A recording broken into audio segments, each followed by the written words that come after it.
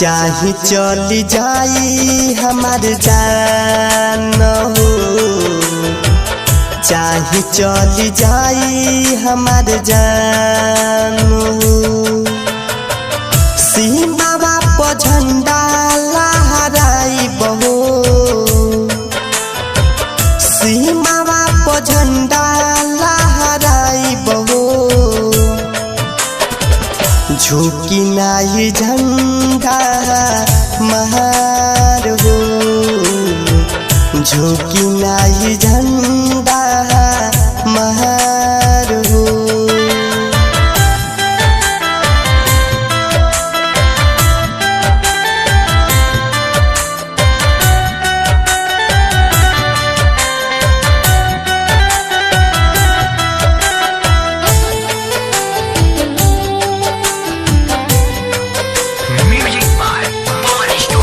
नेताजी सुभाष रहले देश के जवान हो, देशवे पे जिंदगी अपन कैले कुर्बान हो।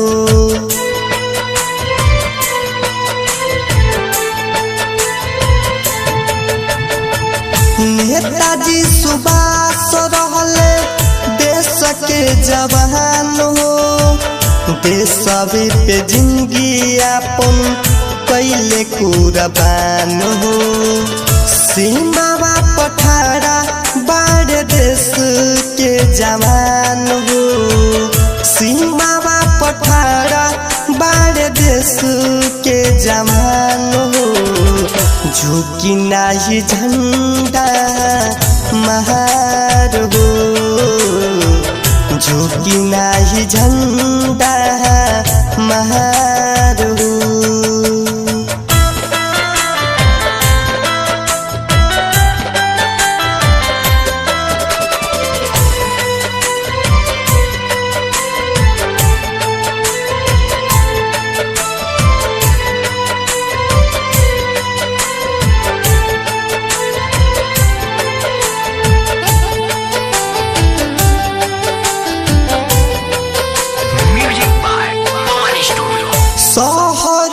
राजा कहे मिलन पाया आजादी, हंसी खुशी से जिंदगी हम बिताई।